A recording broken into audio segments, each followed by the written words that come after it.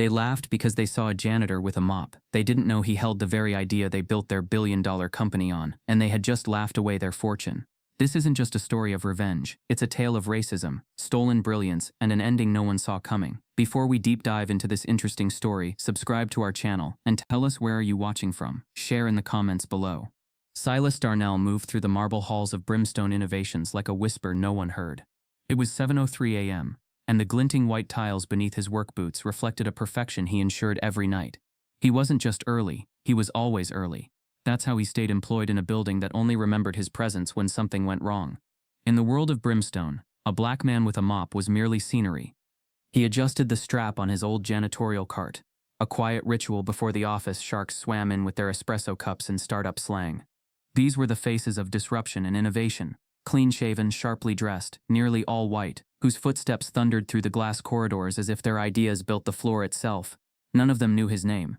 Some squinted at his ID badge like it was written in a language they didn't care to learn. Most called him Hey, or if they felt particularly generous, Chief.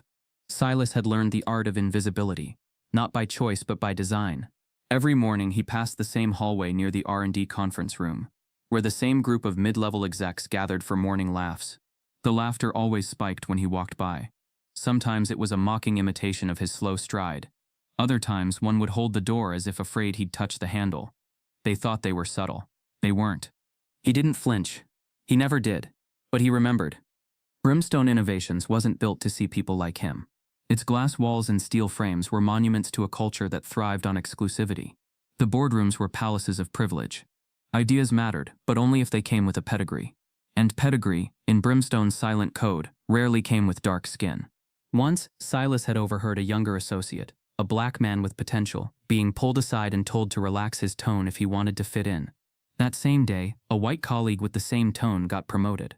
Silas had mopped that hallway in silence, his jaw clenched tighter than his grip on the handle. But Silas wasn't ordinary. What the men in suits didn't know, what they couldn't possibly imagine, was that the janitor with the perfectly folded uniform once held an internship at MIT's Black Engineering Initiative, that he'd built circuit prototypes in a dorm basement while other students were still learning what resistors did, that he once dreamed of revolutionizing stealth communication systems, until a professor said his thesis sounded too ambitious for someone with his background. They never said it outright. They didn't have to. He had been laughed out of rooms before. Brimstone was just the latest echo chamber. In the lunchroom, when he sat with his sandwich and a tattered notebook, employees glanced at him like he was loitering. Someone once left a stack of dirty trays beside him without a word, assuming he'd clean them. He did, not because it was his job, but because refusing would give them something else to say. He endured, quietly, strategically. Each night when the building emptied and Brimstone's architects of the future returned to their luxury condos, Silas roamed the offices like a ghost. Conference rooms left ajar became libraries. Whiteboards filled with half-baked equations and strategic diagrams became study guides. He read everything, remembered everything. In one room, he found a blueprint that made his pulse throb. It looked eerily familiar, down to the dual-stream echo-canceling logic gate. A signature move. His move. Something he scribbled in a dorm room 28 years ago. His hands trembled. He took a mental snapshot, forced his face to stay calm, then quietly erased his fingerprints from the doorknob on the way out. That night, in the quiet of his two-bedroom apartment in Westbridge, he sat on a worn leather chair surrounded by silence. On the shelf sat old math textbooks and yellowed articles no one had cited. The room smelled of memory, of effort unrewarded, and genius unrecognized. He reached under the couch and pulled out a narrow box, wooden hand-carved once gifted to him by his late father. Inside was a key. He walked to the bedroom closet and pulled open a false panel behind the coats. Behind it, a steel cabinet with one drawer, locked, forgotten. Until now. He hadn't opened it in almost 15 years. His hands moved slowly, reverently. The click of the key echoed like a gunshot in the silence. He pulled the drawer open. Inside, wrapped in aged yellowing parchment, were two things: a prototype schematic for a signal concealment system, and a dated envelope unopened, addressed to the U.S. Patent and Trademark Office. The postmark read, March 12. He had never mailed it. The design, now worth billions in Brimstone's boardroom, sat untouched, unrecognized, buried by fear, by silence, and by a system that taught him early that black genius needed white validation to be believed. He stared at it for a long time.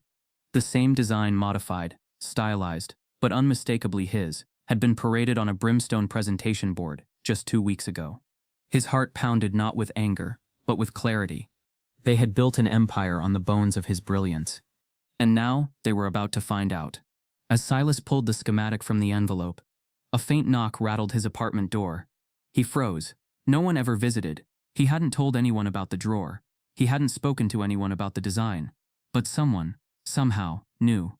The knock echoed through Silas's small apartment like a warning shot. He froze mid-breath, the schematic still in his hand, his mind racing. Who would come unannounced, especially at this hour?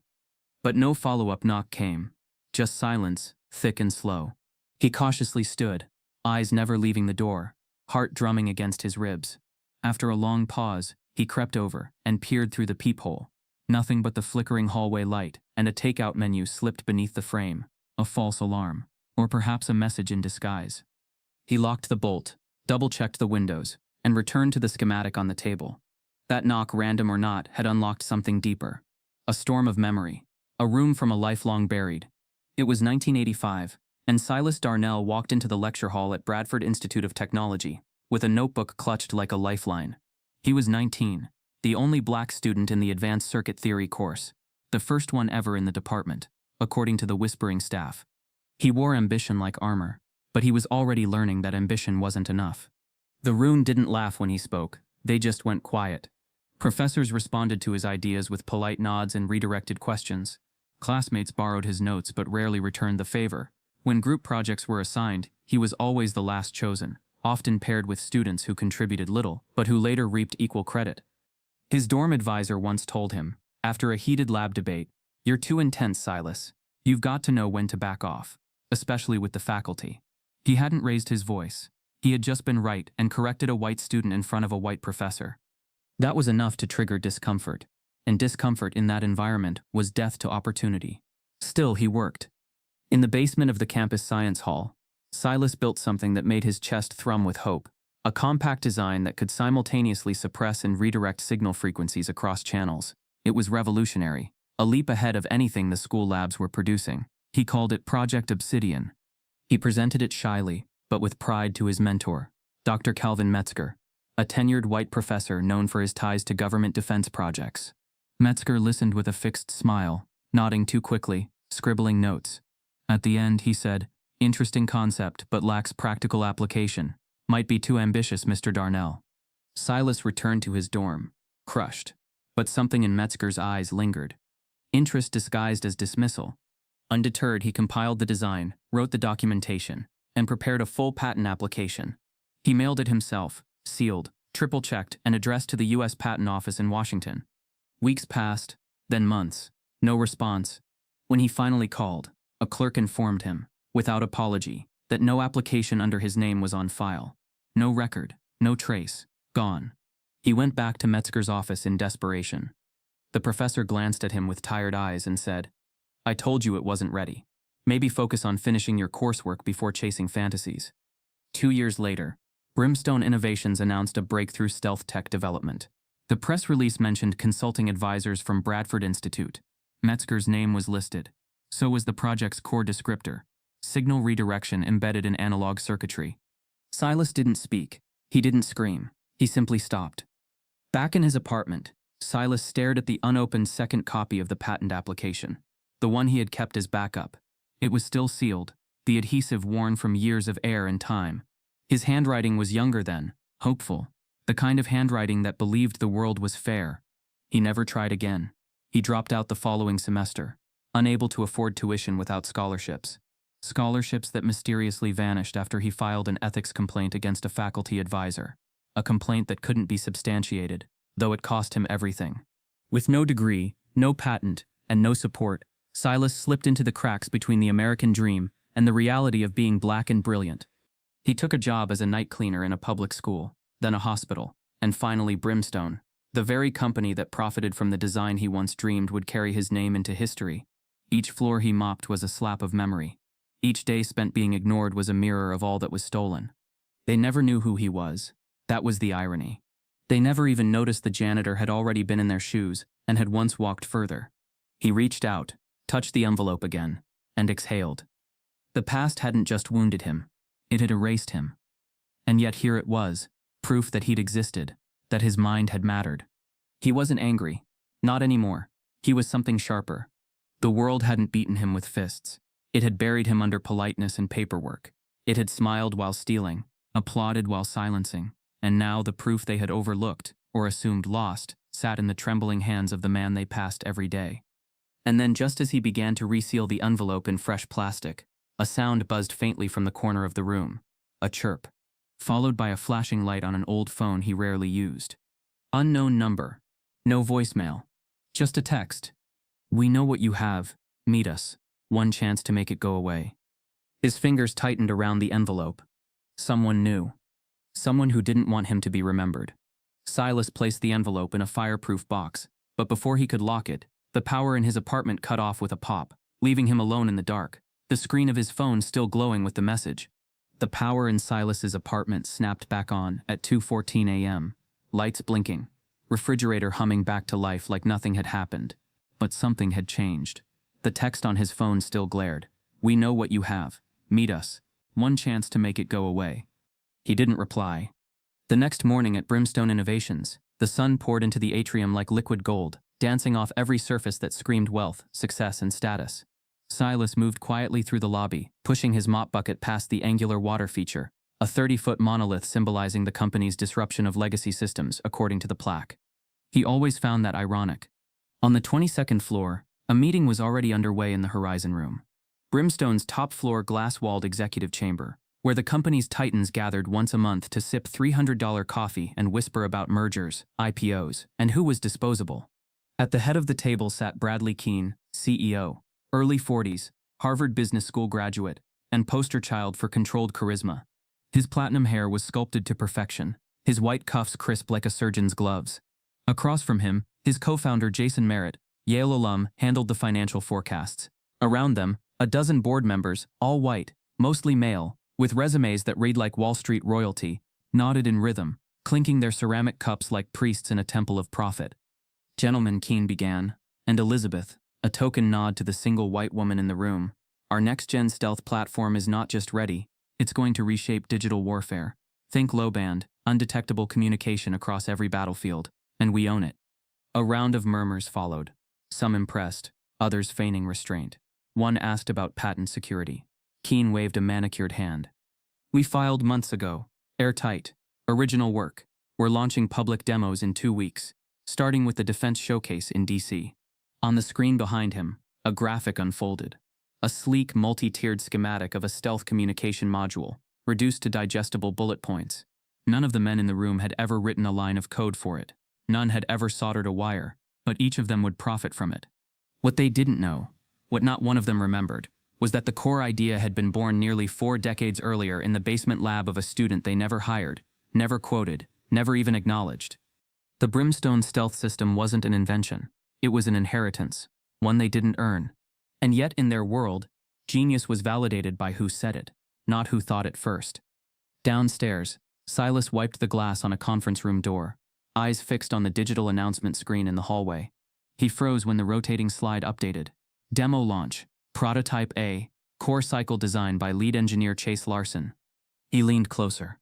The schematic flashed for 3 seconds. Enough. His breath caught. The circuitry layout was almost identical to the one he had kept folded for years. His symbols, his frequencies, his layering technique, they had only changed the presentation. Silas felt something deeper than anger. It was confirmation. Proof that the ghost of his stolen idea had been hiding in plain sight, groomed, funded, and now praised under someone else's name. He turned away slowly. If anyone had been watching, they would have seen nothing but a janitor finishing his morning shift. But inside, Silas was calculating. Back upstairs, Keene leaned back in his leather chair, unaware that his empire's foundation was fracturing. "Chase will lead the press demo," he said. "We keep it slick, controlled, and vague enough for now. No technical deep dives until after the patent clears." Jason Merritt chuckled. "As if anyone can figure out how we got here."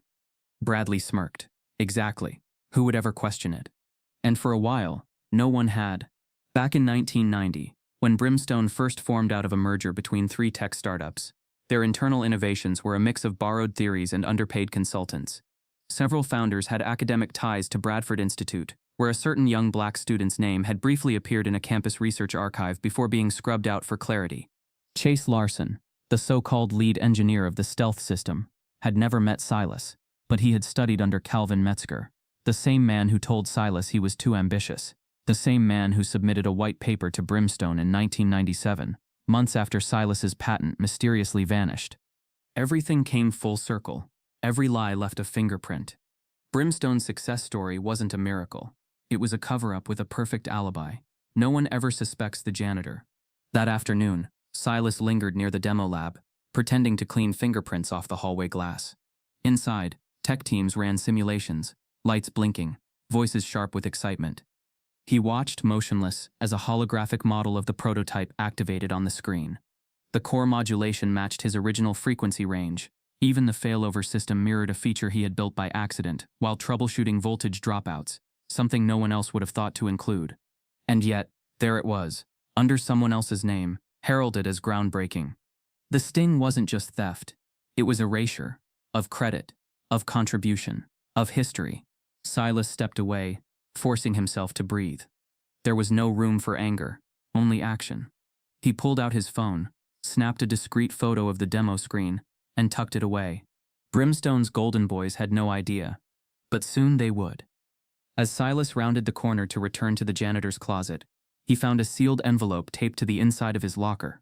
No return name, just one word on the front: Obsidian. The envelope sat in Silas's hands like a relic, thin and silent but heavier than it looked. He peeled back the flap with caution. Inside, folded neatly, was a single sheet of old notebook paper, lined, slightly yellowed, torn from a binder that had probably lived through the... Across the top in faded graphite, one word was written in unmistakable block letters: Obsidian. His breath caught. He turned it over. No signature, no explanation. But the sketches, crude and incomplete, matched his own. The core design structure, the wave flow annotations. Someone had kept this. Someone had found this. Who? He looked around the dim janitor's supply room. Just mops, chemicals, and flickering fluorescence. But paranoia crept into his bones like cold water. Someone inside Brimstone knew more than they should, and they were sending messages. Silas didn't panic. Instead, he began to record. That night, after the office lights dimmed, and the last marketing intern clicked away in high heels toward the parking deck, Silas made his usual cleaning rounds. Only this time, his cart held more than disinfectant. Hidden beneath a towel was a slim, custom-modified phone, infrared camera, voice memo app, timestamping software. Quiet, discreet, a tool for someone no longer willing to be a ghost. Room by room, he moved with intention.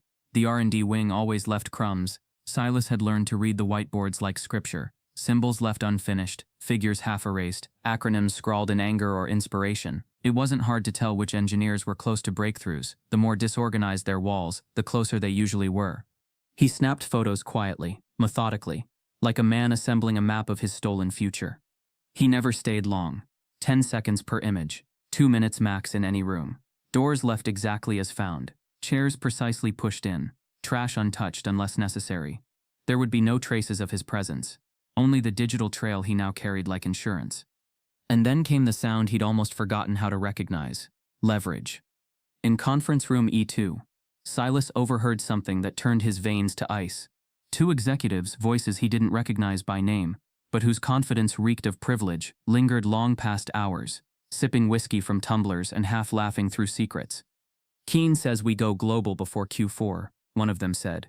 No more slow roll. Patent drops on all continents within 60 days. Lock it up worldwide before anyone blinks. Is Chase ready for scrutiny? A scoff. Please. You think anyone's gonna trace this to a dorm room in 1985? That old story's dead. No one files paper anymore. And even if they did... He didn't finish the sentence. He didn't have to. Silas stood frozen in the hallway shadow, mop in hand. His fingers curled tightly around the handle. That was the plan. Worldwide. Before he could even blink, Brimstone was preparing to bury his legacy beneath international red tape and offshore shell patents. They weren't just erasing his past. They were planning to secure legal ownership of his mind. And they were laughing about it. He backed away, slowly, quietly, retreating to the dim safety of the elevator corridor. Once inside, he hit the button for sublevel 2 and leaned against the back wall, sweat sliding down his temple. He wasn't afraid. Not anymore. He was awake. In the following days, his silence became strategy. He clocked in early, stayed late, always invisible, always listening. He became a human archive, absorbing every discarded printout, every hallway whisper.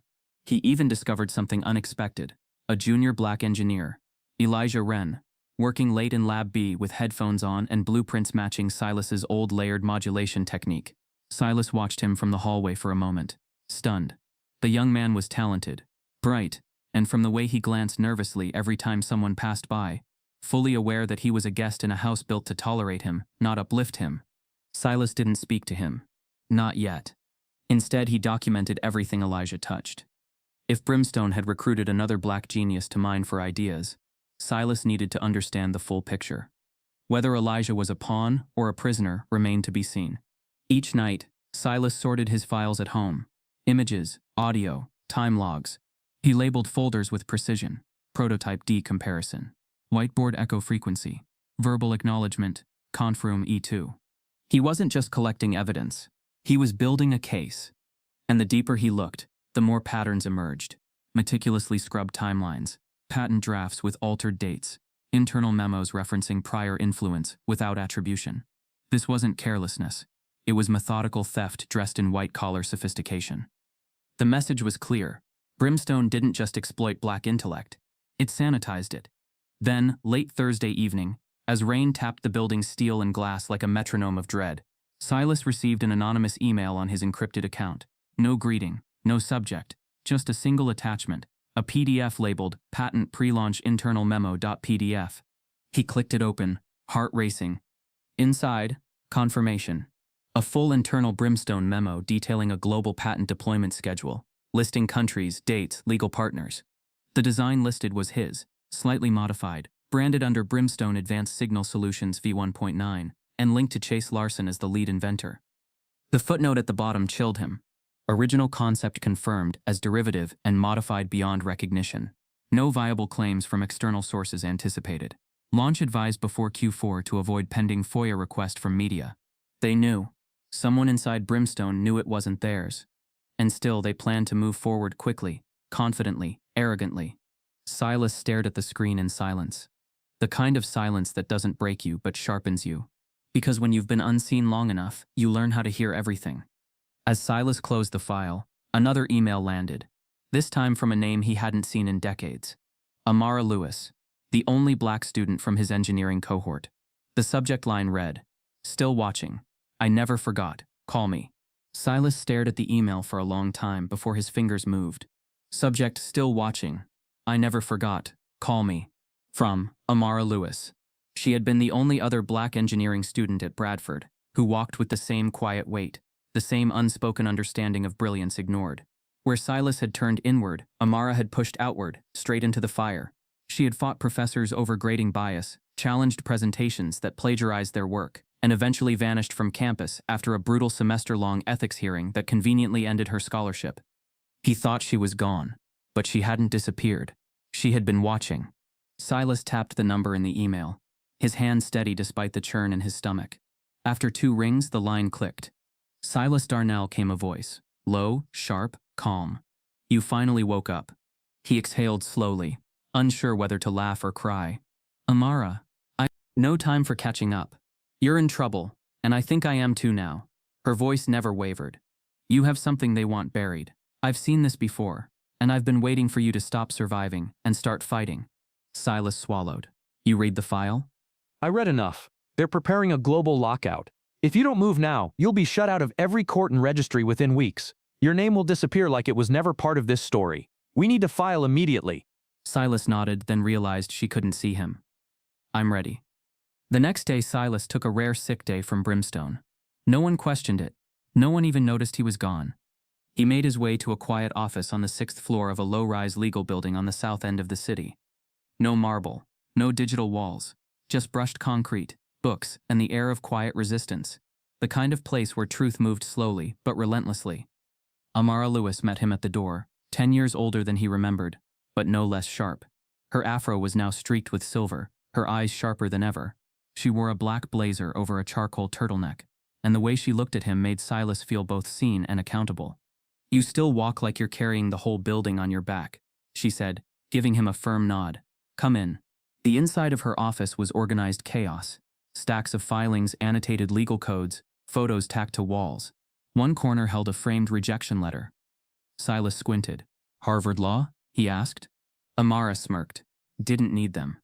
They sat, and for 2 hours, Silas laid out everything. The original patent envelope, the schematic, the audio recordings, the memo, the photos. Amara listened without interrupting, only asking questions to clarify timeline, intent, and impact. When he finished, the silence between them felt like mourning. You realize, she finally said, this isn't just about what they stole. It's about how many others they've buried. If this patent gets overturned in your favor, it opens everything. Their filings, their valuations, their legacy. It all cracks. Silas didn't flinch. Good. She leaned forward, her voice dipping. But this will get ugly, and fast. I've been invisible for 30 years, he said. Let them finally see me. By the end of the day, Amara filed an airtight claim for prior art and intellectual theft. It was a 200-page document, cross-referenced with timestamps, metadata, archival comparisons, and sworn affidavit from Silas. Her legal team tagged the U.S. Patent Office, World Intellectual Property Organization, and filed provisional injunctions against Brimstone's global rollout. A quiet digital bomb had been dropped, and Brimstone didn't see it coming. By Thursday, whispers started to ripple inside the company. A few R&D leads found their patent dashboard flagged under review. A team lead was quietly pulled from a rollout meeting. On Friday, 2 middle managers received internal notices about media inquiries regarding foundational claims. No one said it out loud, but the unease grew like smoke under a locked door. Then came the first fracture. In a closed-door meeting between the exec team and Brimstone's legal counsel, Jason Merritt, the CFO, asked a question that made the room go still. Has anyone here actually verified the origin of Chase's stealth framework? Keene's jaw tightened. What are you suggesting? Jason shrugged carefully. Just, if something goes public, we're exposed if there's no paper trail. There was no answer, just the uncomfortable silence of men realizing the floor might not be as solid as they'd thought. That night, Silas sat with Amara in her office again. She had just hung up with a contact at the patent office. They're rattled. One of their senior examiners flagged the similarities. We've got about a week before they escalate this, and if Brimstone files a rebuttal first. She didn't finish. She didn't have to. Silas nodded. Let them try. But Amara didn't smile. Instead, she slid a document across the table. Her fingers shook slightly, the first sign of worry he'd seen in her. He looked down. Cease and desist letter. Lewis & Associates versus Brimstone Innovations. It was signed, sealed, and marked urgent. From Brimstone's in-house legal team. You've been watched longer than you think, she said. This was couriered directly to me. No email trace, no sender name, just the letter. Silas scanned the content. Legal threats, allegations of defamation, demands to withdraw the patent claim under threat of a federal lawsuit. It was intimidation, elegant, weaponized silence. But one line chilled them both. We are aware of your client's history. Let this be a professional warning, not a public one. Amara looked at Silas, her jaw set. They know, and they're willing to play dirty. As Silas absorbed the threat, Amara's assistant rushed into the room, pale and breathless. You need to see this, she said, holding out a tablet. On the screen was a leaked internal Brimstone video, footage from the 1987 Bradford lab. Fuzzy, silent, but unmistakable. It showed Silas younger, wide-eyed, presenting his prototype to Dr. Metzger. It had just been posted anonymously to a whistleblower site. The leaked video spread like wildfire. Posted anonymously on a tech ethics whistleblower site, the grainy footage showed a younger Silas, 21, eager, sharp-eyed, presenting a prototype to Dr. Calvin Metzger. The timestamp, the visuals, even the faint scrawled date on the blackboard confirmed its authenticity, and with it the lie that built Brimstone's fortune began to wobble. Silas watched the clip in Amara's office, arms folded, emotion locked behind years of training himself not to react. I didn't even know someone was filming, he murmured. Amara leaned in, eyes narrowed. Someone did, and they just handed you a live grenade. But that grenade was already ticking inside Brimstone's walls. 3 days later, Silas arrived at work to find his access badge disabled at the main elevator. A gruff voice at the security desk waved him down to sublevel 4. Temporary reassignment, they called it. No explanation, no email, just a printed slip with a new cleaning schedule. 11:30 p.m. to 4 a.m., restricted to mechanical rooms, storage wings, and the basement loading dock. No glass corridors, no executive suites, no conference rooms. Just shadows. It was punishment masked as policy, a silent warning that he had been seen. The sublevels were different. Cold, unfinished. The kind of places even janitors were sent to disappear. Metal pipes hummed overhead, echoing like distant drums. The floor reeked of mold and coolant. Motion sensor lights flickered with delay, leaving seconds of darkness between movements. He wasn't alone. Security began trailing his shifts, a rotating pair of men in black uniforms who never spoke, just hovered nearby, radios buzzing faint static. They walked slower when he walked faster, faster when he tried to slow down. Not once did they help. Their job wasn't support, it was surveillance. And Silas understood the message perfectly. Brimstone wasn't afraid because he was dangerous. They were afraid because he was right. The next week, his locker was emptied without warning. Personal items gone, replaced with a post-it, reassigned under internal policy. Questions go to HR. No signature, no department. HR, of course, wouldn't answer his calls. One afternoon, after finishing the sub-level maintenance early, he stepped out into the loading dock for air. That's when he saw it. Elijah Wren, the young black engineer he'd observed weeks ago, standing beside a freight elevator with his phone in his hand, face pale, eyes darting. Their eyes met for the first time. Elijah took one slow step forward, then stopped. You're the one from the video, right? Silas didn't reply. He didn't need to. Elijah's voice dropped. They're watching me now. Ever since that footage dropped, they told me to stop working on my prototype, said it wasn't aligned with department priorities, but that was my design. Silas's voice was soft. Welcome to the club. Elijah glanced around, then whispered, I think they're using my build to modify yours. A hybrid. The next release, it won't just be yours or mine. It'll be both, under their name.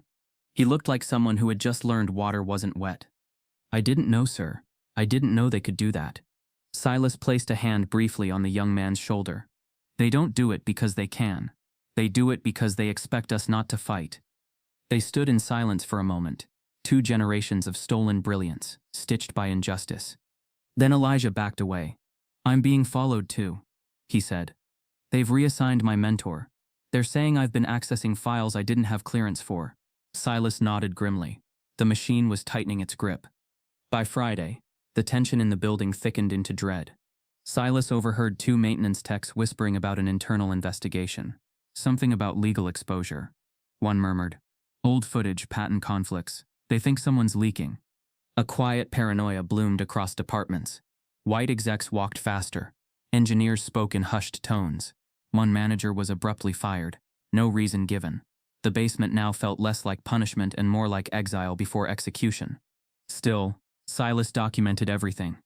Every strange interaction, every redirect in security patrols, every room suddenly locked that used to be open. He cataloged every subtle shift like a cartographer charting a coastline, eroding beneath his feet. He had stopped expecting justice. Now he wanted truth. Late one night, after scrubbing down the dusty mechanical core on sublevel 3, Silas approached the server annex door, a room rarely occupied, mostly used for cold storage of archive systems. But as he passed, he noticed something strange. A red light blinking from inside.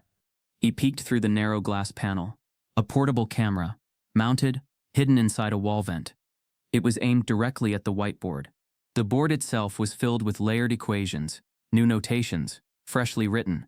And at the center of it all, boxed and underlined in red, was the schematic that matched his original Obsidian design. Slightly evolved, slightly refined, but unmistakably his. And someone had placed a camera to record it. Not corporate surveillance, not security protocol. This was a whistleblower's tactic. His heart kicked against his ribs. Someone inside Brimstone was documenting them now, returning the favor. Silas backed away slowly, made no sound, left no trace. But his mind raced. There was a mole inside Brimstone, and they weren't protecting the company. They were protecting the truth. As Silas turned the corner, his phone buzzed with a single encrypted message from a number he didn't know. There's more than one of us. Keep watching. Silas sat alone in his apartment, the screen of his encrypted phone still glowing with the message. There's more than one of us. Keep watching. It should have comforted him. Instead, it cracked open a memory he had kept buried beneath years of quiet endurance.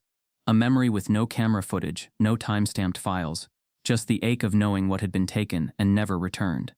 It was the summer of 1987. and the basement of Bradford Institute's engineering hall buzzed with the whine of oscilloscopes and fluorescent lights. The temperature never changed. It was always too cold, too gray, too still. But to Silas, it was the most sacred space he had ever known. He was 19, still unpaid, still full of hope. He worked under the guidance of Dr. Calvin Metzger, a tall, polished, and seemingly progressive lead researcher, who had taken a chance on Silas by allowing him to assist with graduate-level projects, so long as he didn't need too much supervision. It was the unspoken agreement of the time. Silas would contribute silently. In return, he would be allowed proximity. Not authorship, not credit, just proximity to innovation. He took it, not because he believed it was enough, but because it was all that was offered. Silas was meticulous. He arrived before anyone, stayed later than everyone, and filled notebook after notebook with observations, code experiments, frequency models, and systems that had never yet worked until the one that did. He called it dynamic echo masking, a new concept built around analog wave redirection that preserved clarity while evading traditional detection systems. It was radical, and he knew it. His hands shook when he outlined the final version in the pages of a fresh black notebook. That night, as the clock ticked past 1 a.m., Silas tucked the notebook inside his locker, wrapped in an old t-shirt to prevent the corners from bending. He locked it, double-checked it, went home with his heart full. But when he returned the next day, the lock was twisted open. The notebook was gone. He stood there, frozen. The air in the lab colder than usual. The humming of machines now sounding more like laughter. At first he searched every drawer, every cabinet, every trash bin. Hours passed. Nothing. He reported it to the lab supervisor, a disinterested grad student who raised an eyebrow and said, "Are you sure you brought it in?" He was. Still, no one looked, no one helped.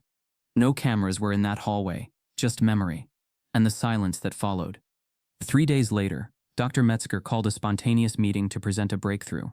Silas stood in the back of the small auditorium, as Metzger, in a tailored blazer and polished smile, walked to the board and outlined a new concept: signal camouflage via analog interference looping. The terminology was tweaked, the visualizations digitized, but every single idea, every core layer of the design was Silas's, line for line, wave for wave. Metzger presented it with authority, as if it had emerged from months of trial and error in his own mind. The audience clapped. The dean asked for publication timelines. A patent inquiry was suggested by someone in the front row. And Silas, he stood frozen, his feet leaden, unable to speak. He could have raised his hand, could have shouted, but his voice in that room of white coats and applause felt as fragile as glass, and everyone had already decided where the credit belonged. Later that evening, he confronted Metzger in private. "I saw your presentation," Silas said, heart racing. "That was my design. It was in the notebook I told you was stolen."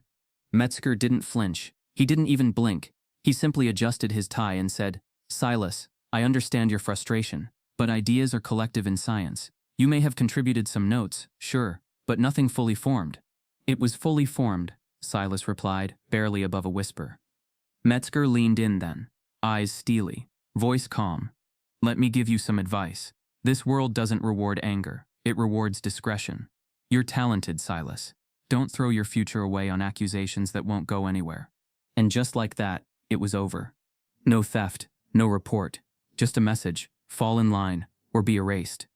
The following semester, Silas's research privileges were revoked, no reason given, just a form letter about departmental restructuring. Weeks later, Metzger's name appeared on a university press release. Bradford researcher proposes radical new model in signal camouflage, patent pending. Silas dropped out before winter. Now in the present, Silas's jaw clenched as he stared at his wall of documentation. He thought he had moved past that moment, thought he had let it go for the sake of survival. But betrayal, when buried, doesn't fade. It ferments. He powered on his tablet, opened Brimstone's internal directory, and typed a name into the employee search bar: Calvin Metzger. Search loading. One result found: consulting engineer, advanced projects division. He clicked. A corporate photo loaded, older now, white hair trimmed close, same eyes, same knowing smirk. Metzger wasn't just a ghost from Silas's past. He was still here, still feeding, still stealing, and Brimstone had hired him. Silas leaned back in his chair, heart pounding, when a new alert appeared on his screen. Metzger was scheduled to lead a closed-door strategy session at Brimstone in 2 days. Guest list: executive team, Chase Larson, and Silas's former supervisor. The man who stole his voice was walking back into the building, and Silas would be waiting. Brimstone's horizon room glistened under morning sun, its panoramic glass walls casting reflections of power across polished mahogany and tailored suits. It was the kind of place built to feel untouchable, a cathedral for the confident. But that morning, unease slithered in like a draft. Each of the 13 board members had arrived to find a manila envelope placed neatly at their seat. No label, no sender, just a heavy silence waiting to be torn open. Bradley Keene, seated at the head, was the first to break the seal. As he pulled out the contents, the room stilled. Inside was a photocopy of a dated notebook page, the obsidian schematic, hand-drawn, annotated. Below it, a printed screenshot of Brimstone's current stealth model. The match was nearly exact. Tucked beneath that, a time-stamped video still. A young black student in the 1980s, presenting the design in a dim university lab. The name Silas Darnell. Keene's expression didn't flicker. He set the documents down slowly, then looked up. "What the hell is this?" muttered Jason Merritt, thumbing through his own packet. "Is this some kind of joke?" "I got the same," said Elizabeth Nolan, frowning. "Diagrams, side-by-sides. An old patent draft, dated 1990. "Mine too," another murmured. "Where did this come from? Who sent it?" someone else snapped. Bradley didn't answer, because he already knew. The janitor, the one they never noticed. The one whose name had never crossed the boardroom threshold, until now. He stood, adjusting his cufflinks, his voice calm. "This is noise," he said, coordinated, desperate, and completely unfounded. Jason raised an eyebrow. "But if this gets out—" "It won't," Keene interrupted. "This is a last gasp from someone who doesn't understand how innovation works. Iteration isn't theft. Ideas evolve." Elizabeth glanced at the documents again, unease clouding her features. "But this isn't just an idea. It's the same architecture." Keene's voice dropped. "We are not about to let a janitor with a grudge and a YouTube leak derail a decade of corporate growth." The word janitor hung in the air like acid. In a private breakout meeting that followed, Keene brought in Brimstone's lead counsel, a small man with steel-rimmed glasses and a voice as dry as contract paper. "Defamation," he said simply. "It's our strongest defense." "Do you think we can flip this back on him?" Merritt asked. "Not just him. The lawyer he's working with, Amara Lewis. She's aggressive, small firm, easy to isolate." Keene's eyes narrowed. "I want them crushed, quietly, no headlines, just pressure. Then we hit them with civil litigation. Start with a cease and desist, move into financial harassment. We paint them as frauds chasing a payout. They'll never survive the legal bill," Elizabeth added. "That's the point," Keene said. "They'll fold before it hits deposition." No one asked whether the claims were true. Because to the powerful, truth is only valid when it comes in a suit. Amara saw it coming. 2 days later, her office received a formal notice of pending litigation, citing intentional misrepresentation of intellectual property history and attempted interference with Brimstone Technologies' global patent strategy. It was designed not to win, but to bleed. Silas sat across from her as she read it aloud, the words cold and calculated. "They're not denying the design match," she said, tossing the letter onto her desk. "They're denying your right to claim it." Silas didn't blink. "Because I don't wear a lab coat or carry a title. Because you don't look like the kind of man they expect to lose to." Amara stood, pacing. "This is classic reputation control. They'll bury us in discovery motions. Delay, overwhelm, all to force you to drop the case. But I'm not dropping it." She stopped, looked at him hard. "Then understand this. They're going to escalate." He nodded. "Let them." That evening, Silas arrived at Brimstone as scheduled, mop in hand, uniform pressed, invisible again. Or so he thought.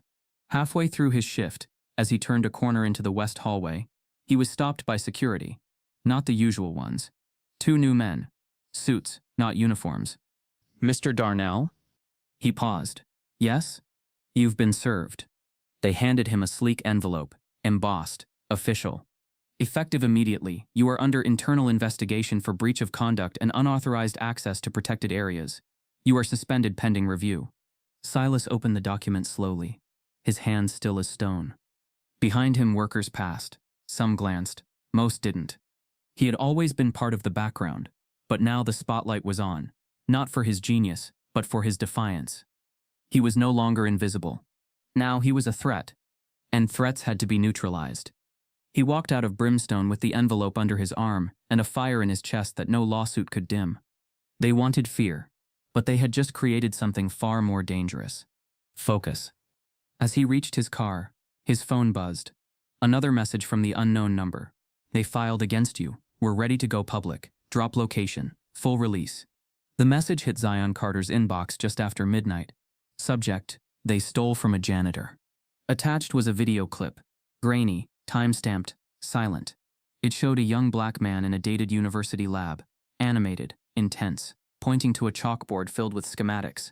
Alongside it, scanned documents. 2 patents, one dated 1997 under the name Silas Darnell, and another under Brimstone Innovations, filed in 2021. Zion blinked twice, leaned closer to his laptop, and hit replay.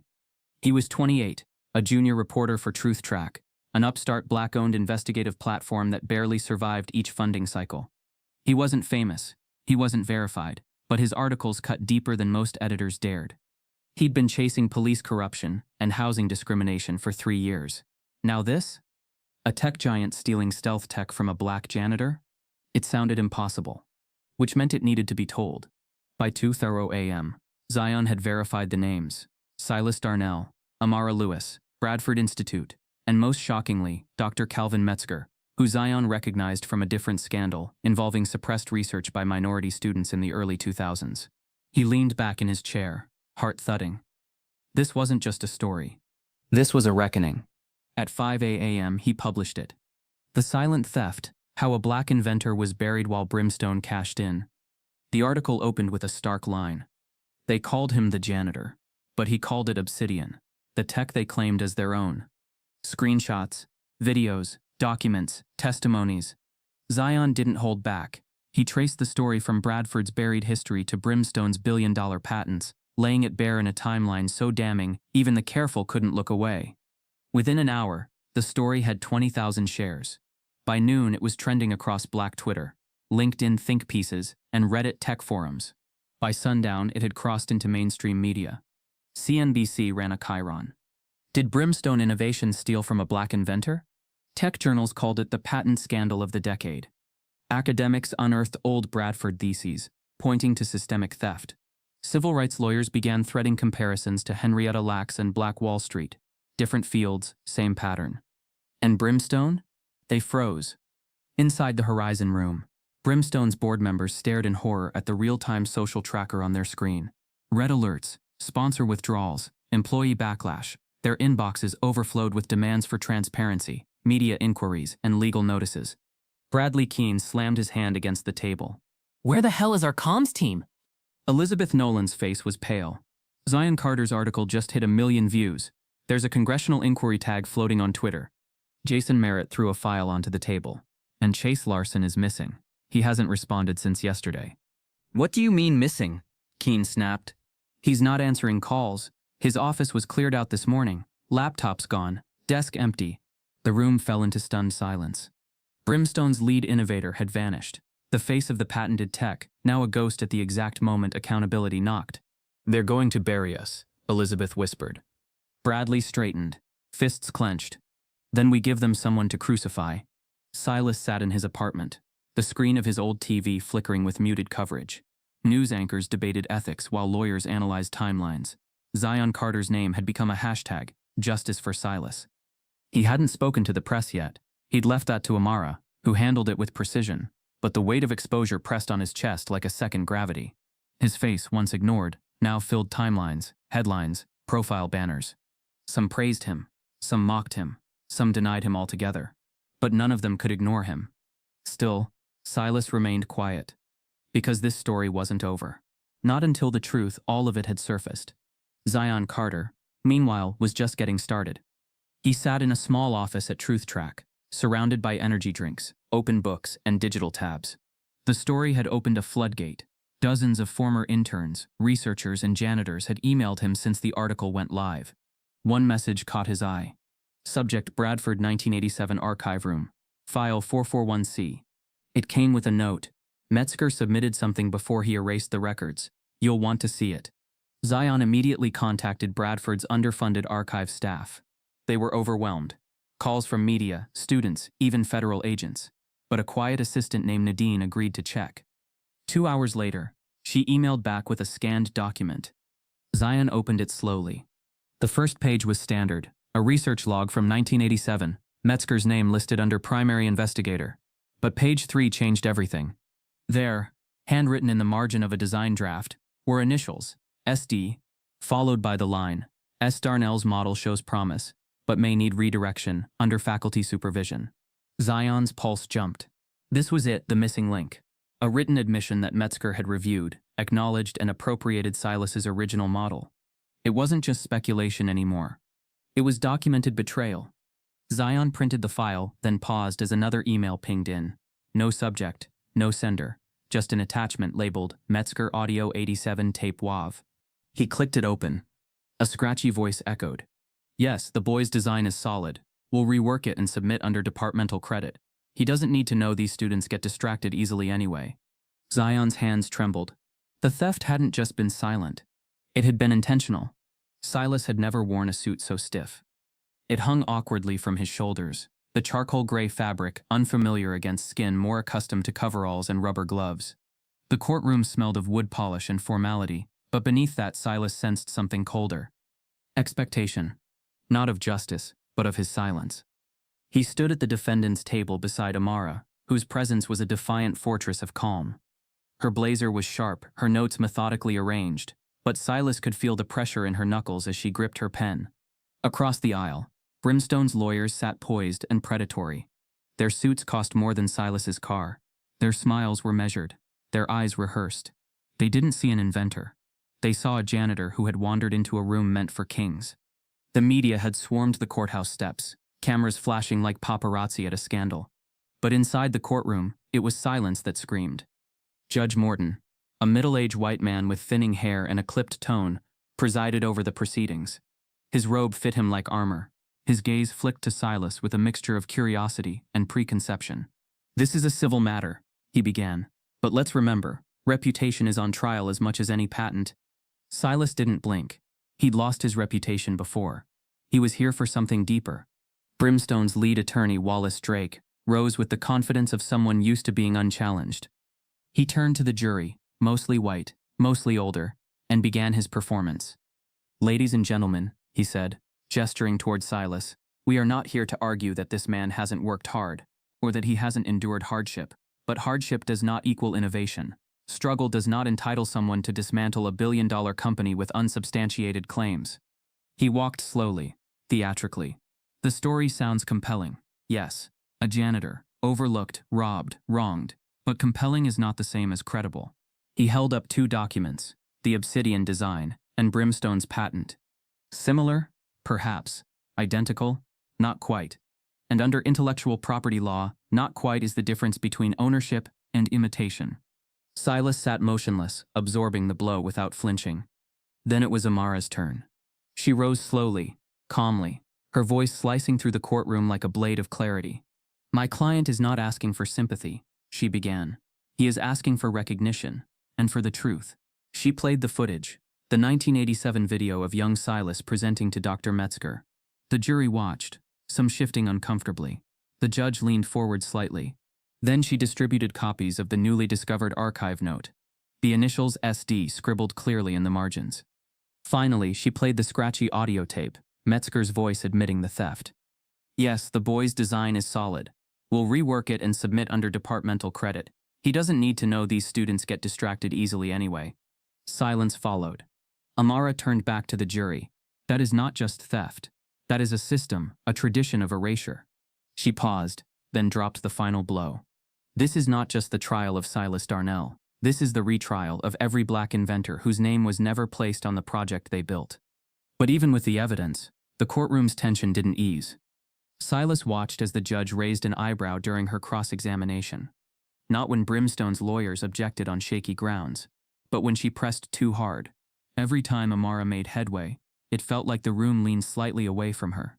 The jurors listened, but with reserve, with hesitation, as if they were still deciding not whether the theft occurred, but whether Silas had ever been worthy of the credit in the first place. He looked around the room, and history pressed down on him like a vice. He saw the ghost of Garrett Morgan, whose traffic light invention had been credited to white business partners. He saw Granville T. Woods, sued by Thomas Edison for daring to hold a rival patent. He saw black mines across centuries, stolen and buried under plaques they never received. Silas wasn't on trial alone. He was standing for all of them. During recess, Amara leaned close. "We have one move left, Metzger's deposition, if the judge allows it." "He'll resist," Silas said. "He shouldn't, but that doesn't mean he won't." They re-entered the courtroom. Brimstone's team had already filed a motion to block the deposition on grounds of irrelevant testimony due to time lapse. Amara stood again, her voice controlled but cold. "Your Honor, this witness is not only relevant, he is central. He's the original recipient of the stolen design. We request his sworn deposition be admitted into record." Judge Morton hesitated. His eyes darted between the teams. The room seemed to hold its breath. Then slowly, he nodded. "I will allow it. Metzger's deposition will be heard." Brimstone's table stiffened. Amara smiled faintly, barely. Silas exhaled for the first time in hours. But just as the judge finalized the schedule, a court officer entered briskly with a sealed envelope. He handed it to the judge.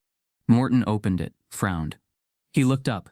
"Counsel," he said, "it appears Dr. Metzger has filed a sudden motion to claim full inventorship of the design himself."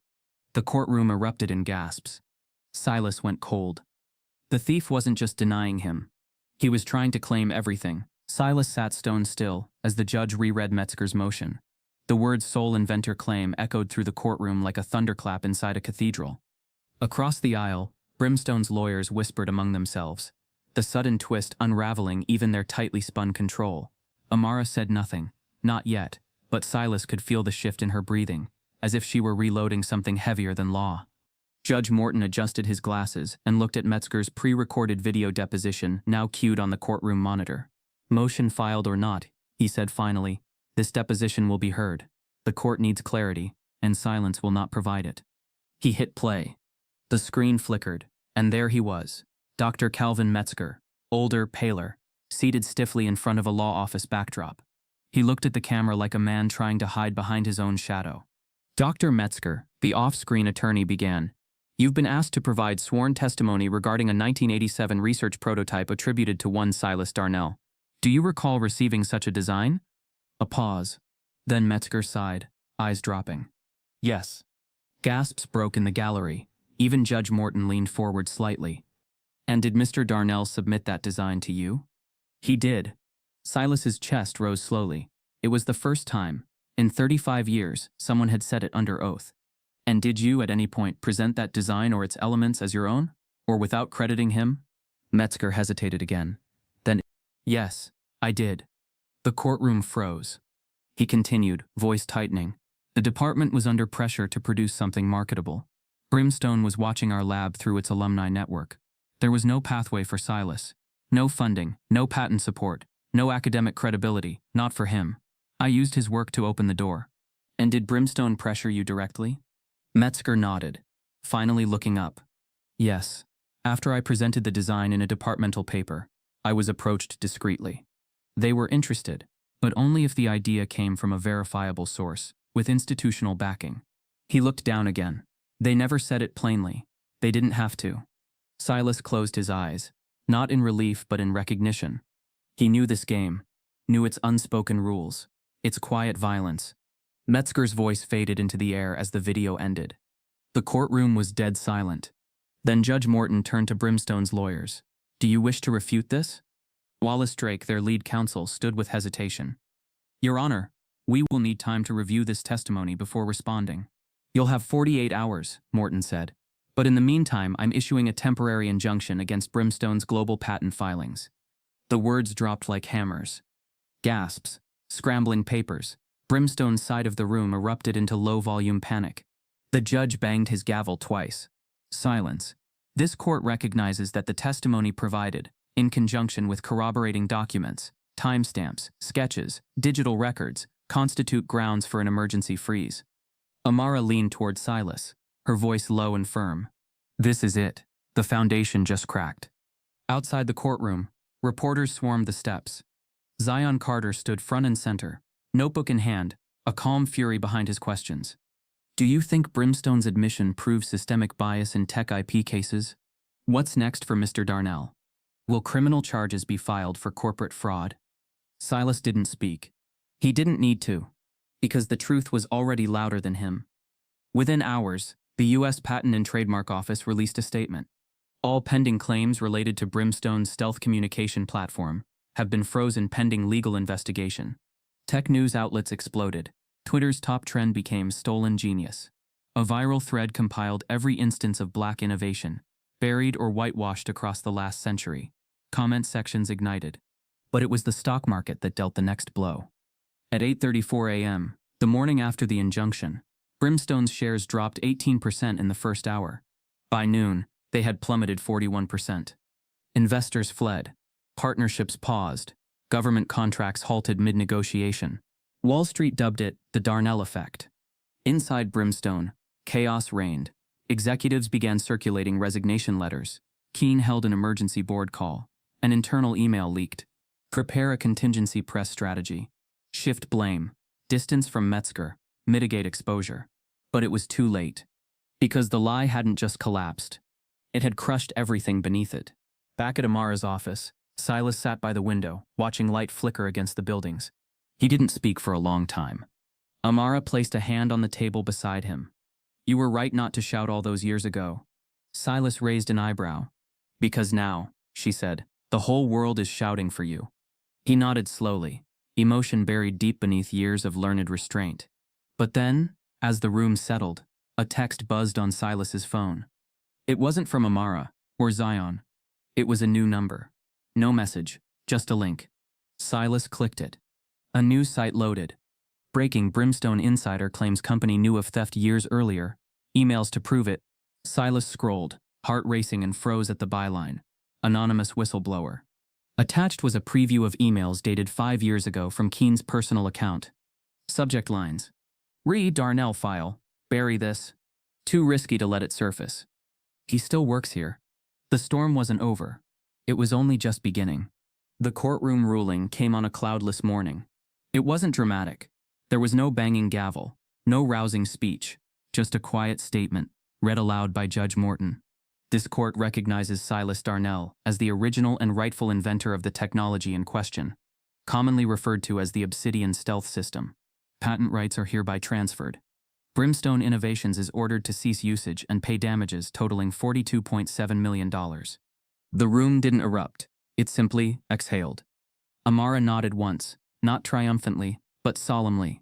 Zion Carter, standing quietly in the gallery, wiped his eyes. Across the aisle, Brimstone's lawyers collected their files without a word. Silas didn't move. Not when the judge left the bench.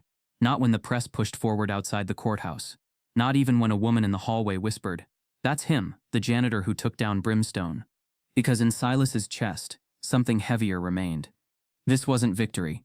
This was a verdict, not on his brilliance, but on their theft. And it had come decades too late. Later that week, he sat in Amara's office as her assistant placed a final folder on the desk between them. The seal read, Brimstone Innovations Confidential Settlement Proposal. Here it is, she said, sliding it forward. Full patent transfer, public apology, an NDA gag order that frankly will be declining. Silas flipped through the folder. Money. Recognition. Legal clarity. It was everything he had once dreamed of. And yet, it felt like ashes. There's a clause, Amara continued. If you sign, they want to highlight your image in their rebrand, paint it as corporate reconciliation, spin the loss as a collaboration. Silas didn't answer. Because this wasn't a collaboration. This had been survival, and survival that cost everything else. In the days following the verdict, media platforms flooded with tributes. Op-eds hailed Silas as an unsung pioneer. Academic circles began rewriting historical materials. Zion's article became a Pulitzer nominee. Black students on tech campuses wore Obsidian t-shirts, holding silent vigils on engineering quad lawns. But none of it gave Silas back what had been taken. The years he spent cleaning floors instead of leading teams. The prototypes that died in locked drawers. The respect he had to teach himself to live without. The nights spent wondering if he was just being paranoid. If maybe his silence had been a choice and not a sentence. He knew better now. Vindication wasn't the same as justice. It was a receipt, not a refund. He visited the Bradford campus alone one evening. wearing a black coat and a wool cap pulled low. The lab building had been renovated, the walls whiter, the windows larger. But the air still felt the same. He found the hallway. The old door to the lab now had a digital lock. Inside, silhouettes of sleek equipment glowed behind frosted glass. A plaque near the entrance read, "Innovative research begins in the quietest rooms." Silas stared at it for a long time. He thought of the notebook, the drawer, the original dream. Then he turned and walked away. 2 days later, a car arrived outside his apartment. Brimstone had sent a representative, not an executive, but a mediator. Polished, young, hopeful, a man trained to look like progress. He handed Silas a tablet with the final offer. "50 million, he said. "Clean deal, no press, no corporate branding, just closure." Silas studied him. "Do you know what I lost?" he asked quietly. The rep shifted. "Mr. Darnell, I was—" "Don't answer that," Silas interrupted. "Because even I don't know anymore. The cost changes every day. Sometimes it's a missed patent. Sometimes it's a moment I never got to have." He set the tablet on the table, unopened. "They built a billion-dollar empire," he said, then tried to buy back the silence they buried me in. The rep hesitated. "Sir, this is more than most inventors ever get." Silas looked him dead in the eye. "That's not a compliment. That's an obituary." The rep stood awkwardly, unsure what to say. Silas walked him to the door, then closed it behind him. He met with Amara that evening on the rooftop of her office building, the city skyline flickering like distant stars. "I'm not signing," he said. "I figured," she replied, sipping her tea. "But why? You're legally clear, rich, respected. They can't touch you now." Silas smiled softly. "That's why I can't sign." Amara looked at him. "You're planning something," she said. Silas nodded. "I didn't fight this long to reclaim what's mine, just to fold it into their narrative. I want to build something that can't be bought, renamed, or stolen." He paused. "I want a lab, but not for me. For the kids no one sees, the ones who think their ideas don't matter because no one claps when they speak." Amara's expression sharpened. "You're starting a foundation." "Not a foundation," he said. "A movement. One where no kid ever has to hide their genius in a janitor's closet again." That night, Silas drafted the first charter for the Obsidian Initiative, but before he could finish, his phone lit up with a private message from an unknown number. "You're not the only one they buried. I have files, and a name you forgot, a black woman who vanished in '86. Meet me tomorrow." Silas stared at the screen. The past wasn't done with him yet. The room was quiet, not with emptiness, but with purpose. Sunlight spilled across the polished floors of the converted warehouse in East Hollow, a long-neglected part of the city that once echoed with the hum of factories and now held something new, possibility. Silas stood in the middle of the open space, surrounded by folding chairs, whiteboards, exposed brick, and the echoes of a vision long delayed. Beside him stood Amara, clipboard in hand, eyes scanning floor plans with lawyer-sharp focus. Across from them, Zion Carter leaned on a support beam, his camera bag slung over his shoulder, documenting everything. The three of them were building something Brimstone could never commodify, because it wasn't a product. It was a promise. The Obsidian Initiative had launched with a single goal: protect, empower, and platform Black innovators before their genius could be buried under the weight of systemic theft. Not just in tech, but in medicine, architecture, agriculture, digital arts, every space where brilliance had long been seen, but not credited. Silas looked around at the space, still raw, still unfinished, but humming with purpose. "This," he said quietly, "is what my notebook should have become 30 years ago." Amara smiled. "Then let's make sure no one else ever has to hide theirs." In the weeks after the verdict, Zion had used his platform to crowdsource and amplify buried stories from Black creators around the country. Dozens responded. Hundreds. Some sent blueprints. Others sent half-finished apps, algorithms, or AI models scribbled on napkins. But the themes were the same. No funding. No recognition. No protection. No room. The initiative would become their room. The first product was symbolic and strategic. A re-engineered version of Obsidian, upgraded using modern frameworks, built with input from a small hand-picked team of Black engineers. Silas insisted on two things: no corporate sponsorship, and every name credited on the patent. When the prototype activated in a private demo, bouncing signal frequencies seamlessly between 5 nodes with zero traceability, the applause came not from suits but from the students watching. One girl, no older than 16, whispered to Zion, "They'll never believe a Black person made that." Silas turned to her and said, That's why we put our names on it this time. She smiled, wide and full of teeth. You mean yours? He shook his head. I mean ours. The initiative partnered with 2 HBCUs to offer residency labs for student inventors. Zion launched an online archive, buriedblueprints.com, tracking every verified invention by black minds lost to history. Amara built a legal firewall strong enough to shield every idea that came through their doors. But it wasn't just defense. It was offense. They were creating intellectual property pipelines, not for sale, but for equity. Every participant owned what they built. Every partner agreed to invest, not extract. For Silas, it wasn't about vengeance anymore. It was about seed planting. Because when you've been buried, growth is your best revenge. Yet even amid the progress, Silas couldn't forget the message he received weeks earlier about the black woman who had vanished from the Bradford program in 19. The name Janelle Brooks came up again and again, a student whose grant was redirected, whose final thesis vanished, and who never appeared in any alumni records. He'd met her once, briefly, during a campus mixer. Quiet, brilliant, always sketching neural logic models on the backs of cafeteria receipts. Amara and Zion helped investigate. They found an address. They knocked. And inside, they found a woman in her 60s with fading eyes, trembling hands, and a wall filled with locked notebooks. She had been silenced before she could be erased.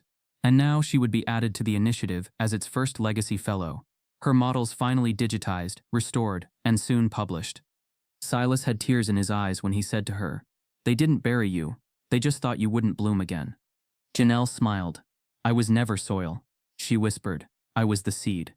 But as the initiative began generating national press and investor interest, a twist emerged. One afternoon, Amara entered Silas's office, her phone still pressed to her ear. "You need to hear this," she said, handing him the phone. On the other end, a composed voice spoke. "Mr. Darnell, this is Bradley Keene. I believe we should meet." Silas didn't respond. "I'm no longer speaking on behalf of Brimstone," Keene continued. "The board has replaced me. The company's collapsing faster than the lawyers can stop it." Silas still said nothing. "But I have funding. I have networks. And I've seen the initiative. I want to talk, not as a rival, as a buyer." Silas finally spoke. "You built a company on my silence, and now you want to own my voice?" Keene hesitated. "No," he said finally. "I want to follow it." Silas hung up slowly, then turned to Amara and Zion. "I'm giving him the meeting," he said, "but not to sell." He paused. "I want to see what power looks like when it's finally scared of me." The elevator ride to Brimstone's executive floor felt shorter than Silas remembered. Maybe because this time, he wasn't holding a mop. His hands were empty, his posture steady. No uniform, no badge, no cart to push in front of him like a shield. Just a black tailored suit, a silver lapel pin, shaped like the obsidian emblem, and the kind of silence that preceded storms. When the elevator chimed and the doors parted, the reception area looked the same. Glass walls, sterile lighting, brushed steel. But the eyes behind the desks were different now. A new receptionist stood up instinctively, confused. Not because of who he was, but because of who he used to be. "Mr. Darnell?" she asked, faltering. He nodded once. "Conference room 1 is ready for you, sir." "Sir." He walked the corridor slowly, deliberately, each step echoing through marble floors that once ignored him. He passed familiar doors, marketing, legal, executive strategy. Behind each he imagined faces from the past, jaws tightening behind blinds. Some of those people had laughed when he entered with a mop. Now they waited behind glass. Conference room 1. The very room where his ideas were once erased from whiteboards by careless hands pretending they hadn't seen them. Now the boardroom was full. 10 seats occupied. 8 men, 2 women, mostly white, mostly tense.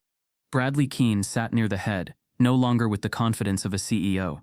He was now just a man trying to survive a legacy he helped fabricate. Silas stepped inside.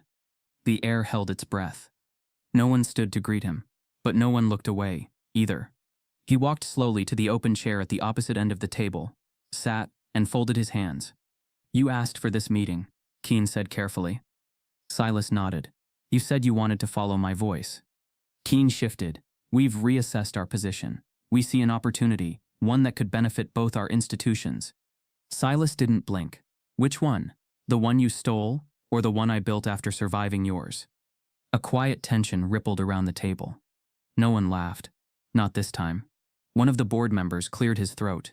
"Mr. Darnell, We understand this moment comes with history, but we're here in good faith. Good faith, Silas repeated slowly.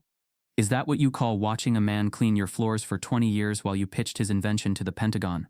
The woman beside Keene, Elizabeth Nolan, who had once called the janitor's accusations dramatized fantasy, leaned forward, clasping her hands. We've prepared a formal partnership offer. Resources, equity, control. A full rebrand, if needed. You'd be at the helm. Silas stared at her. So I get to captain the ship you stole from my dock? No one responded. He reached into his satchel and pulled out a slim folder, black, unmarked, heavy with consequence. He slid it slowly across the polished table to Keene. This isn't a counteroffer, he said. It's a reality check. Keene opened the folder. Inside was a document stamped by the Department of Justice, a federal notice confirming an active investigation into Brimstone's corporate records, dating back 20 years. At the bottom, a line in bold red font. Your internal whistleblower has been cooperating for 4 months. Keene's hands trembled slightly. Another board member muttered, Is this a threat? Silas leaned forward, voice low, even. This is what it looks like when ghosts walk into the daylight. What the board didn't know, couldn't know, was that the anonymous whistleblower wasn't a junior engineer or disillusioned employee. It was Chase Larson. After fleeing the company, he had sent Zion Carter encrypted drives of internal conversations, design tampering logs, doctored timestamp code, and even communications showing Keene's role in suppressing external patent claims, not just Silas's. Dozens of names, dozens of buried inventions. Silas had made a choice. Use the material for leverage, not revenge. Until now. This company's valuation has already cratered, Silas continued. Your public trust is gone. Your brand is a cautionary tale. You can sell the remaining scraps to whoever's desperate enough to touch them. Keene gritted his teeth. And you're offering to acquire them? No, Silas said. I'm offering to buy what's left of the tech, strip it for parts, retire the patents, and make sure it never enters the market again under your name. Silence. You won't survive this, Elizabeth said. Silas stood. I already did. That's why I can offer you the dignity of ending it, instead of watching the world finish what you started. He began to walk toward the door. But just before leaving, he turned. You mocked the janitor, he said softly, but the janitor was watching, and listening, and building. Then he smiled, almost kindly. And now the janitor owns the building. As he stepped into the hallway, his phone buzzed. A new message from the federal investigator handling the Brimstone probe. Chase Larson just turned over the full archive. He named a co-conspirator. Silas opened the message. The name on the screen made his breath catch. Professor Jerome Yates, U.S. Patent Office Liaison, retired. The man who'd lost his original application in 1997. The corruption had gone even deeper than he thought. Silas stood on the stage beneath the skylights of the new Obsidian Center for Innovation, a building once owned by Brimstone Innovations, now fully acquired and rebranded under his foundation. Where Brimstone's seal once hung above the entrance, a new emblem shimmered in glass and metal, a spiral rising from earth into light, a symbol not of invention stolen, but of genius returned to its rightful hands. Every window in the center faced outward, not in by design. As Silas had said during the planning phase, black brilliance was never meant to be boxed in. We face the world. Today marked the official relaunch, not of a company, but of a legacy. Reporters packed the media row, many of them from publications that had once ignored him. Alumni from universities across the country had flown in. Students lined the walls, notebooks in their laps, eyes wide. And at the podium stood Silas, no longer hidden, no longer silent. He spoke without notes. He didn't need them. There was a time, he began, when I believed the most I could leave behind was a clean floor and a quiet exit. But history has a strange way of circling back to the names it once refused to say. He paused, letting the weight of that settle. My name is Silas Darnell, and I built the thing they said came from someone else. Applause thundered. Behind him, a screen displayed a timeline. His original 1987 schematic, the stolen version, the court ruling, and now the newly issued patent, published under Silas Darnell, lead inventor and architect. His name, no longer buried. His legacy, no longer borrowed. In the weeks following Brimstone's full collapse, federal investigations swept through its dusty archives. Zion Carter released a documentary chronicling the story, titled Erased, the Genius They Called Janitor. It premiered on 5 platforms and was immediately entered into 2 film festivals. Amara became a national spokesperson for IP reform in underrepresented communities. She now led the legal arm of the Obsidian Initiative, setting a precedent for culturally anchored patent protection. And Silas, he returned to the work he once did in secret. Not cleaning, but cultivating. In a corner lab of the new center, Silas taught a small cohort of youth every Thursday afternoon. He called it Build Time, a session with no formal curriculum, just open equipment, questions, and possibility. One afternoon, he stood beside a young student named Nico Bryant, barely 13, wiry, sharp-eyed, with a head full of tangled curls and a mouth full of hypotheses. Nico was building something odd, a rotating signal shield attached to a mirrored drone. Silas watched quietly, arms folded. "You know," he said softly, "you're not too far off from something I once imagined." Nico looked up. Yeah? Yeah. Only I never got to fly mine. Nico grinned, confidence in his bones. "Well, then it's my job to make sure this one takes off." Silas smiled. "Exactly." Behind them, the rest of the lab buzzed with movement. Not chaos, but creation. A world once locked, now fully open. He looked across the room at a mural painted by a local artist. It depicted 3 generations of black inventors, past, present, and future, all connected by a single gold thread that wound from one hand to the next. In the center was Silas, holding a notebook. Later that evening, long after the students had left, and the sun had slipped behind the city skyline, Nico returned. "I forgot my book," he said, slightly out of breath. Silas waved him in. "Check the table by the drone rack." As Nico searched, Silas walked to the far cabinet and opened a drawer rarely touched. Inside was the original notebook, the black one, the one that had survived theft, dust, and history. He hadn't opened it in months, but something nudged him. He set it on the table as Nico returned, holding his own journal. "Found it." Then he paused. "What's that?" he asked, pointing. Silas smiled. "Blueprints from before you were born." Nico leaned closer, his fingers gentle as he flipped the first few pages. Crude lines, frequency graphs, notes in tight cursive, a prototype diagram of Obsidian, before it had a name. "This is ancient," Nico whispered in awe, "but it still works." Silas nodded. "That's the thing about truth. It doesn't expire. It just waits to be rediscovered." Nico paused on a page Silas had almost forgotten. Not a design, but an idea. A note about pattern-bouncing spectrum compression, a theory Silas had once dismissed as unstable. Nico stared at it, then at Silas. "This right here," he murmured. "What if we angled the reflection node here and wrapped it in a double mask? It could sync without feedback."